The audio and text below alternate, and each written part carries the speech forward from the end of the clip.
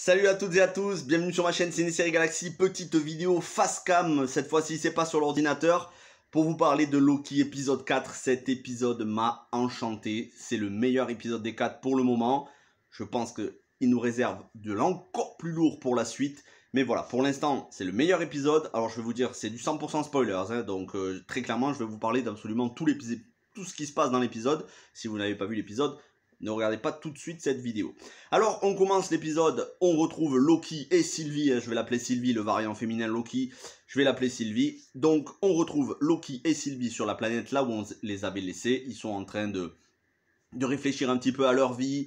On en apprend plus justement sur l'enfance de Sylvie et elle est jouée en étant petite par l'excellente Kaylee Fleming qui joue Judith dans la saga, enfin dans la série The Walking Dead, qui d'ailleurs pour le coup jouait Rey petite dans Star Wars 7 Le Réveil de la Force pour l'anecdote, mais c'est surtout Judith dans The Walking Dead qui est une actrice excellente, très précoce pour son âge, même si là on n'a pas le temps de la voir beaucoup, on doit la voir 1 ou 2 minutes. Mais voilà, on voit le passé de Sylvie, on voit aussi comment elle a été arrachée à Asgard, donc une Asgard du multiverse, et le fait que ce soit la juge Ravena qui est donc la grande méchante pour elle, qui l'a arrachée à son enfance, qui l'a arrachée à son peuple, à sa vie, à ses parents, à sa famille, bref. Ça apporte de la complexité au personnage, on s'attache au personnage, on s'aperçoit qu'elle est gentille, on s'aperçoit qu'elle a des intentions, tout simplement, elle veut réveiller les gens qui sont en fait des variants. Variants, je pense que c'est le mot qui va revenir le plus, que ce soit dans Loki ou sur BFM TV en ce moment, variant. Pourquoi pas un variant indien de Loki, ce serait sympa. Mais voilà, donc vraiment, ce personnage est extrêmement charismatique. L'actrice qui fait Sylvie, je la trouve formidable. Et je n'ai toujours pas retenu son nom, mais je la trouve très belle, séduisante, très charismatique, très attachante. Évidemment, Loki, notre Loki, Tom Hiddleston, en tombe amoureux, mais ça, on s'en doutait déjà depuis l'épisode de la semaine dernière. Et il va pour lui avouer quelque part un petit peu ses sentiments, sauf que, comme je vous le disais la semaine dernière, ils sont extraits de là par la TVA. Owen Wilson, qui a le rôle le plus important dans cet épisode, qui est de tous les plans. Il est excellent, Owen Wilson. On a de la profondeur, on a de la gravité, on a de l'émotion dans cet épisode. On a de l'humour, bien évidemment. On a des scènes, on a des révélations, on a des morts de personnages. Alors des morts, on va y revenir. On va y revenir sur les personnages morts, entre guillemets. Et donc Owen Wilson qui va l'interroger, qui va essayer de sonder Loki, qui voit très clair dans le jeu de Loki, qui comprend tout de suite que Loki est fou amoureux de Sylvie. Et Sylvie de son côté qui va être interrogée par Ravena et par la Black dont j'ai oublié le nom, le personnage, vous savez, balèze, la videuse, la videuse de boîte, et qui est d'ailleurs très intéressant. Loki va dire une vérité, il ne va pas mentir à Owen Wilson quand il va lui dire qu'il est un variant, que Owen Wilson est un variant, qu'il n'a pas été créé par la TVA mais qu'il avait une vie avant, ce qui explique qu'il soit fan de jet ski, etc. Owen Wilson qui est de plus en plus méfiant vis-à-vis de Ravena, certes qui est son ami, mais il commence à avoir des doutes, à se méfier. Entre-temps, il a enfermé Loki dans une boucle temporelle où il va affronter, enfin, où il va avoir affaire à Sif, qui est à nouveau joué par Jamie Alexander. C'est des scènes qui sont assez savoureuses, il y a pas mal d'humour pour le coup, la scène qui revient en boucle, c'est vraiment très sympa et très bien fait. Mais voilà, Owen Wilson, il va apprendre la vérité sur lui, sur le fait que c'est un variant lui-même. Et ça va lui mettre un doute et il va croire Loki après avoir échangé les enregistreurs, son enregistreur et celui de Ravena. Et aussi après avoir appris que celle qui avait été enchantée par Sylvie en début d'épisode de la semaine dernière ou en fin de l'épisode d'avant, je sais plus si c'était à la fin de l'épisode 2 ou si c'était, ouais je crois que c'était dans l'épisode 2, il va avoir un doute parce que elle est décédée, statut décédé, et quand il va s'apercevoir de la vidéo de l'interrogatoire, il va s'apercevoir que elle se souvenait que c'était une variante, qu'elle avait une vie avant la TVA. Et ça, il va s'apercevoir que Loki ne lui ment pas, il va décider de délivrer Loki, qu'il considère comme un ami sincère. D'ailleurs, ça va être assez émouvant le fait que, voilà, une des dernières paroles du Owen Wilson, ça va être de dire à Loki qu'il peut devenir celui qu'il veut, il peut devenir quelqu'un de bien, il n'est pas esclave de sa nature, du dieu de la malice et du mensonge.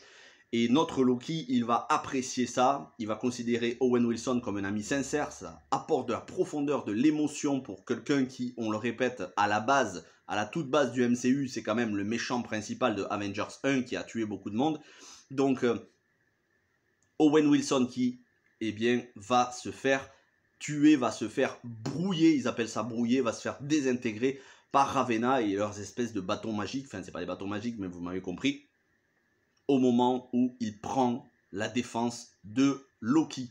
Et ça, c'est excellent parce que c'était totalement inattendu, je m'y attendais absolument pas, je pensais pas que Owen Wilson allait terminer dans l'épisode de cette manière. Alors, est-ce qu'ils sont réellement morts? Je vais vous dire ça dans quelques instants. Si vous avez vu la scène post-générique, parce que oui, il y a une scène post-générique et je vous conseille de bien la regarder plusieurs fois pour comprendre. Ça va amener pas mal de théories. Entre-temps, la Black, elle aussi, s'est aperçue qui avait été aussi enchantée par Sylvie, s'est aperçue elle aussi qu'elle était elle-même une variante que la TVA lui mentait et donc elle a libéré Sylvie. Tout ça va donner lieu à un combat Loki plus Sylvie contre Ravenna qui est assez balèze, hein, donc joué par Gugu Mbatha-Raw. Tout ça dans la salle des Gardiens du Temps. Et là, c'est peut-être la révélation. Les Gardiens du Temps ne sont pas réels, ce sont des robots, ce sont des androïdes, ce sont des machines faites de métal, de silicone, de ressorts et de boulons qui ont des messages préenregistrés et donc qui se cachent derrière les Gardiens du Temps. Certains diront c'est Kang, probablement, on ne le sait pas encore, mais c'est un méchant qu'on devrait retrouver dans le reste du MCU. C'est un méchant qui a l'air donc extrêmement puissant.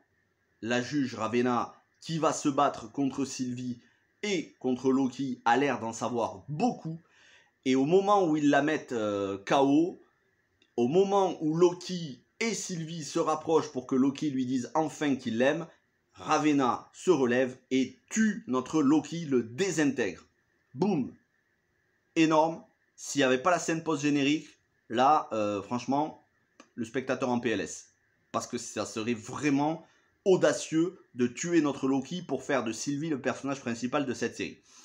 Sauf que il y a la scène post-générique où on voit que bien qu'il ait été désintégré, il se réveille sur une autre planète, apparemment une autre Asgard, je crois, avec d'autres Loki qui n'ont pas du tout le même visage que lui, dont un qui est joué par Richard E. Grant, que vous avez pu voir dans Star Wars épisode 9, l'ascension de Skywalker, où il faisait un des méchants, un amiral, je ne sais plus le nom, et une espèce de Loki petit, et je crois même qu'on a un cochon d'Inde Loki, puisqu'on voit qu'il a les cornes de Loki. Bref, ça veut dire aussi que Owen Wilson potentiellement n'est pas mort. Ça veut dire aussi que tous ceux qui ont été désintégrés par la TVA potentiellement ne sont pas morts. Donc, il y a des chances qu'on revoie Owen Wilson dans les 2 derniers épisodes. Quoi qu'il en soit, on a d'un côté donc Sylvie qui est restée avec la juge Ravenna, qui l'a mis quand même KO et qui va lui soutirer les réponses. Et maintenant, on a Loki qui est à un autre endroit, inconnu, peut-être à l'autre bout de l'univers, peut-être dans un univers parallèle, on ne sait pas, qui se retrouve avec d'autres variants de lui-même, mais qui n'ont pas son apparence. Qu'est-ce que nous réserve la suite? Je pense qu'on va avoir dès la semaine prochaine, peut-être en fin d'épisode de la semaine prochaine, la révélation sur qui est le grand méchant de la série. Et on devrait peut-être, je crois que dans les rumeurs, il y a une apparition de Doctor Strange, si je ne me trompe pas. C'est peut-être pas une rumeur, c'est peut-être un fait avéré. Vous me direz ça dans les commentaires. Bref, enchanté de cet épisode. Il y avait de l'humour. Et ça fonctionne. De toute façon, l'humour, ça fonctionne dans tout Loki. Il y avait de l'émotion quand on pense que Owen Wilson est mort. Il y a de l'émotion quand on voit que Loki est amoureux de Sylvie, que Loki enfin ne ment plus et a décidé d'être quelqu'un de bien vis-à-vis d'Owen Wilson et a décidé de faire le bien tout simplement. Voilà, il n'y a plus de double langage. Il y a des révélations sur les gardiens du temps qui ne sont pas les gardiens du temps, qui sont juste des marionnettes de silicone et des marionnettes de plastique voilà, qui sont des marionnettes de plastique et de métal. Et il y a des révélations, tout le monde apprend, en tout cas, les principaux protagonistes apprennent qu'ils sont des variants non pas créés par la TVA, mais qu'ils appartenaient avant à d'autres planètes, que ce soit la Terre ou autre, et qu'ils avaient une vie avant ça.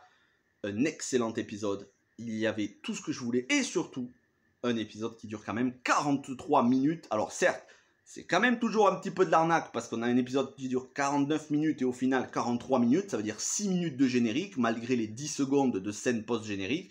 6 minutes de générique, c'est clairement, faut vraiment qu'ils se calment Marvel avec les génériques aussi longs. Mais bon, on a quand même 43 minutes d'épisode, contrairement aux 36 de la semaine dernière, où on se faisait très clairement carotter. C'était de l'arnaque. Là, pour le coup, un épisode bien développé. J'ai hâte de voir la semaine prochaine.